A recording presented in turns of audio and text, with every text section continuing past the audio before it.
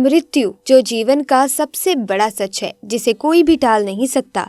जो मृत्यु लोक में आया है उसे एक ना एक दिन शरीर छोड़कर परमात्मा की शरण में जाना ही है। लेकिन फिर भी मनुष्य इस संसार में आकर भौतिक सुविधाओं के मोह में पड़ जाता है और मृत्यु के बाद भी उसका इन वस्तुओं के प्रति लगाव नहीं जाता।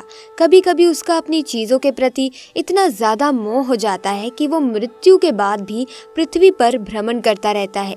कई बार लोग अपने मृत परिजन की वस्तुओं का उपयोग करने लगते हैं, लेकिन बता दें कि गरुड़ पुराण के अनुसार मृत व्यक्ति की कुछ ऐसी चीजें हैं जिनका भूल कर भी मनुष्य को इस्तेमाल नहीं करना चाहिए। दोस्तों, श्री कृष्ण कहते हैं, जब तक मनुष्य सांसारिक वस्तुओं का मोह त्याग कर संपूर्ण रूप से ईश्वर को अपना नहीं लेता, तब तक वो अलग अलग योनियों में जन्म लेकर पृथ्वी लोक पर ही भटकता रहता है। कभी कभी उन वस्तुओं के प्रति उसका मोह इतना अधिक हो जाता है कि वो मृत्यु के बाद भी इस पृथ्वी लोक पर भ्रमण ही करता रहता है। दोस्तों, भगवान श्री कृष्ण कहते हैं कि प्रकृति का नियम है, जिसका जन्म हुआ है उसकी मृत्यु भी निश्चित है। मृत्यु एक ऐसा सत्य है जिसे कोई भी नकार नहीं सकता। मृत्यु के आने पर मनुष्य को अपने शरीर का त्याग अवश्य ही करना पड़ता है। श्री कृष्ण कहते हैं कि आत्मा का संसार में कुछ भी अपना नहीं है।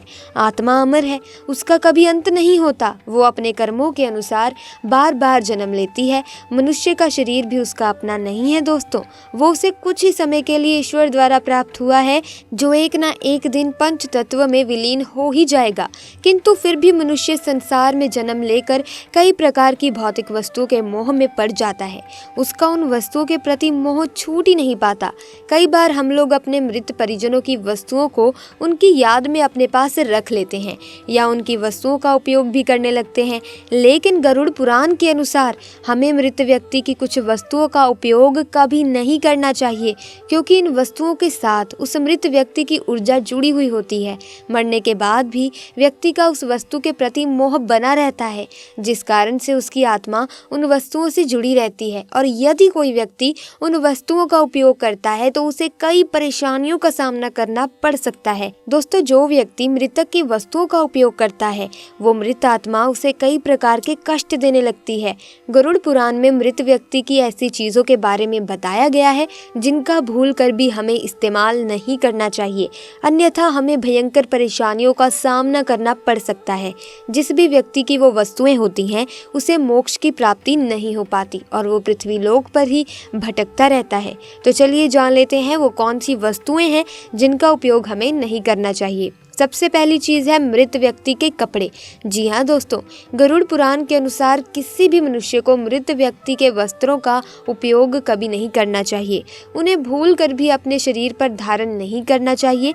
ऐसा करने पर उस मृत व्यक्ति की आत्मा उस व्यक्ति से जुड़ जाती है और उस व्यक्ति को उस मृत व्यक्ति की याद सताने लगती है। जो भी मृत व्यक्ति के वस्तुओं का उपयोग करता है, उसे वो आत्मा मानसिक और शारीरिक रूप से कमजोर बना डालती है। इन वस्तुओं का उसके मन पर बहुत ही गहरा प्रभाव पड़ता है। उस व्यक्ति को बार बार अपने उस मृत परिजन की ऊर्जा का एहसास होने लगता है। वो मृत परिजन बार बार उसके सपने में आकर उसे दुख और यातनाएं देने लगता है। इसी कारण से गरुड़ पुराण में कहा गया है कि मृत व्यक्ति के वस्त्रों का उपयोग कभी नहीं करना चाहिए। आप याद के तौर पर उन्हें घर पर संभाल कर रख सकते हैं अथवा आप उनके वस्त्रों को नदी में प्रवाहित कर सकते हैं, लेकिन भूल कर भी मृत व्यक्ति के वस्त्रों को कभी पहनना नहीं चाहिए। दूसरी बात, मृत व्यक्ति के गहने। गरुड़ पुराण में कहा गया है कि किसी भी मनुष्य को अपने मृत परिजन या मृत स्त्री के गहनों का उपयोग कभी नहीं करना चाहिए। स्त्रियों का अपने आभूषणों और गहनों से सबसे अधिक लगाव होता है। मृत्यु के बाद भी उनका इन वस्तुओं के प्रति लगाव कम नहीं होता। गरुड़ पुराण के अनुसार मृत आत्मा का आभूषणों के प्रति लगाव उनके वस्त्रों से कई गुना अधिक होता है और जो भी व्यक्ति उनकी मृत्यु के पश्चात उनकी इच्छा के विरुद्ध उनके गहनों को पहनता है अथवा उनके आभूषणों का उपयोग करता है, उस मृत व्यक्ति की ऊर्जा उस व्यक्ति से जुड़ जाती है और जिस कारण से उसे मानसिक परेशानियों का सामना करना पड़ता है। इसीलिए मृत व्यक्ति के गहनों को कभी पहनना नहीं चाहिए। आप इन गहनों को उनकी याद में अपने घर में संभाल कर रख सकते हैं अथवा इन गहनों को गलाकर नए गहने बनाकर पहन सकते हैं, लेकिन भूल कर भी उन्हें उसी अवस्था में कभी पहनना नहीं चाहिए। यदि मृत व्यक्ति ने मृत्यु से पूर्व आपको ये गहने भेंट दिए हैं या आपको ऐसी इच्छा जाहिर की थी कि आप कभी भी उनके गहने पहन सकते हैं, तो आप पहन सकते हैं उनके गहने। लेकिन यदि उस मृत व्यक्ति ने अपने इन गहनों को संभाल कर रखा हुआ था, जिससे उनका सबसे अधिक लगाव था, तो ऐसे गहनों को कभी भी पहनना नहीं चाहिए। तीसरी चीज है मृत व्यक्ति की घड़ी। वस्त्र और गहनों की तरह ही घड़ी भी मृत व्यक्ति की ऊर्जा का प्रमुख स्रोत होती है। गरुड़ पुराण में घड़ी के बारे में नहीं बताया गया, लेकिन ज्योतिष शास्त्रियों के अनुसार मृत व्यक्ति की घड़ी भी उससे जुड़ाव का कार्य करती है, क्योंकि घड़ी उस व्यक्ति से जीवन भर जुड़ी रहती है और उसके समय का निर्धारण करती है, उसके जीवन के अच्छे बुरे समय का लेखा जोखा रखती है। इसीलिए उस व्यक्ति के मृत्यु के पश्चात उसकी घड़ी में उसकी सकारात्मक और नकारात्मक ऊर्जा बसी हुई होती है। जो भी व्यक्ति मृत व्यक्ति की घड़ी को धारण करता है, उस पर उन ऊर्जाओं का नकारात्मक प्रभाव पड़ता है और उसे कष्ट भुगतने पड़ सकते हैं। लेकिन यदि मृत व्यक्ति ने मृत्यु से पूर्व ही आपको ये घड़ी भेंट में दी है, तो आप उस घड़ी का उपयोग कर सकते हैं। तो इस प्रकार गरुड़ पुराण के अनुसार मृत व्यक्ति की इन वस्तुओं का उपयोग कभी नहीं करना चाहिए। दोस्तों, अक्सर हम जाने अनजाने में ऐसी गलतियां कर देते हैं जिसकी वजह से आए दिन घर में परेशानियां रहती हैं। बात बात पर घर पर लड़ाई झगड़े होने लगते हैं, यहाँ तक कि अकाल मृत्यु भी हो जाती है तथा पति पत्नी में झगड़े भी होते हैं और धन कमाने के बावजूद भी गरीबी का सामना करना पड़ता है। इसीलिए बड़ी गलतियां कभी मत होने देना, जो कि बर्बादी का मुख्य कारण बताया गया है। तो आइए जान लेते हैं। नंबर 1, दरवाजे के सामने ना हो बिस्तर। जिस कमरे में आप सो रहे हैं उसके सामने बिस्तर नहीं होना चाहिए। कहते हैं कि दरवाजे के सामने पलंग लगा हो तो इससे वास्तु दोष होता है। अगर आपने ऐसा किया तो घर में आर्थिक समस्या, मानसिक तनाव और शरीर में रोग होने की आशंका बनी रहती है। वहीं दरवाजे की तरफ पैर कर कर नहीं सोना चाहिए। नंबर 2, शीशा ना रखें। वास्तु की मान्यता के अनुसार जहां पर आपका बिस्तर है उसके सामने शीशा या ड्रेसिंग टेबल नहीं होना चाहिए। ऐसा कहते हैं कि सोते समय अपनी परछाई नहीं देखनी चाहिए। ऐसा करने से पति पत्नी के रिश्तों पर बुरा असर होता है, रोग होने की संभावना हो जाती है।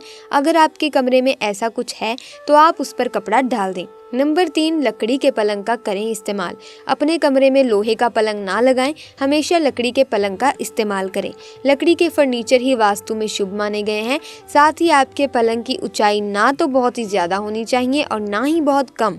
वास्तु के अनुसार आपके पलंग का सिरहाना और बिस्तर आरामदायक होना चाहिए। नंबर 4, साफ बिस्तर। जब भी आप सोने जाएं तो अपना बिस्तर अच्छे से साफ कर लें। साथ ही तकिया चादर भी साफ होनी चाहिए, क्योंकि दोस्तों बिस्तर का साफ ना होना वास्तु दोष को बढ़ाता है। अगर आपका पलंग बड़ा है यानी डबल है तो उस पर एक ही गद्दा बनाएं, ना कि दो दो तरह के गद्दे लगाएं। नंबर 5, वास्तु के अनुसार यदि आप और आपका परिवार आर्थिक तंगी से जूझ रहे हैं तो उसे दूर करने के लिए अपने घर के ईशान कोण में उत्तर दिशा पूर्व में किसी पात्र में साबुत नमक भरकर रखना चाहिए। आर्थिक दिक्कत दूर करने का ये अत्यंत ही प्रभावी उपाय है और इसका असर बना रहे, इसके लिए साबुत नमक को समय समय पर अवश्य बदलते रहें।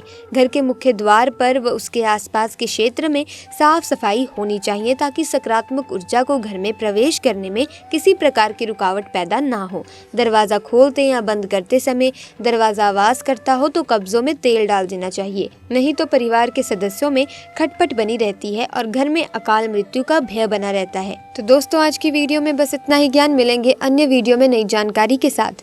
वीडियो अच्छी लगी तो वीडियो को लाइक करें, शेयर करें। ऐसी ही वीडियोस के अपडेट पाने के लिए चैनल को सब्सक्राइब करके बेल आइकन को प्रेस कर दें, ताकि नए वीडियोस की अपडेट आपको सबसे पहले मिले।